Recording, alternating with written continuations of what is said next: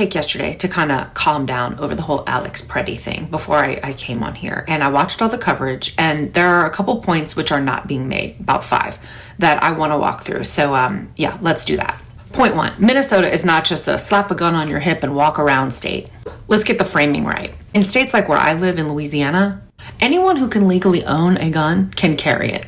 In public, no permit, no training, no licensing required. It's called a constitutional carry. And there are many states like that. Basically, if you can buy it, you can carry it. Minnesota is the opposite of that. In Minnesota, if you want to carry a handgun in public, openly or concealed, you must have a permit to carry, issued through law enforcement. And that permit process matters. You have to be at least 21. You have to go through a background check. And you have to complete formal firearm training. That training isn't just how to shoot. It includes when you are allowed to legally use it and when you're not. Which means that a Minnesota permit holder is not just some random guy walking around with a gun strapped to his hip. They are trained, screened, and licensed. They understand their rights. And more importantly, they understand their responsibilities. Alex Pretti had a permit.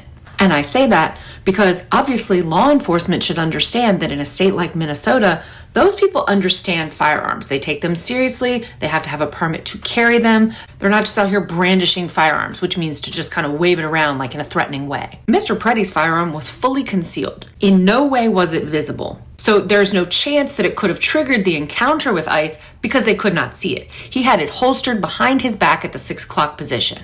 So they didn't even know that it existed until they tackled him and he was already on the ground. So it's not what Kristi Noem, J.D. Vance, and Trump are saying, that he was out here brandishing a weapon, swinging it around, threatening people with it. It was a concealed, holstered, permitted weapon that absolutely no one could see. Point 2, Minnesota is not a duty to inform state. In the United States, there are 2 legal modes, right? Some states are duty to inform, some are not. For example, in a duty to inform state, you must proactively tell law enforcement if you are armed, even if they don't ask. So say like during a traffic stop or any kind of routine interaction, you have to let them know if you have a firearm on your person, even if they don't ask. And failing to do that can get you charged, even if the gun never leaves its holster. Though, Minnesota works the opposite way. In Minnesota, the permit holder is only required to disclose if a peace officer, or in this case, a border patrol agent, asked them whether or not they were carrying, which of course that never happened. In other words, if the officer doesn't ask,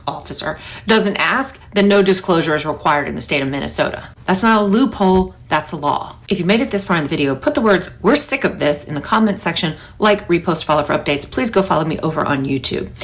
Point 3, what Alex was doing was not impeding. What the video shows is that Alex Pretti was standing in the center of a public road, helping to direct traffic, trying to keep the cars moving. And impeding or obstruction, sorry if you guys don't know this, federal law enforcement, it's not vibes, they're legal concepts. And to be impeding, you have to be blocking officers, stopping their movement, or physically interfering with their ability to do their job. Redirecting traffic away from the scene is literally the opposite of that. So the video shows that he's directing traffic, a chemical agent is sprayed, Pretti moves towards her, not to confront the officers, but to sort of shield herself and him. He did not charge towards them, he did not strike them, he did not reach for his firearm. He was filming the entire time. No resistance. And point 4, my personal favorite part of this.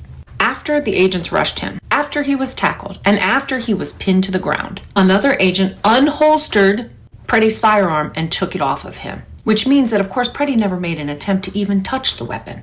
You can see that the agent reaches in and unholsters it and takes it off of him. So once the agent took it off of him, that means that, of course, not only is it not under his control, it's no longer even on his person. He couldn't reach it. He certainly couldn't use it. And yet, at the moment that shots were fired, there was no immediate armed threat because he didn't even have a firearm anymore. So the question becomes unavoidable. If the threat had already been neutralized, why was lethal force still used?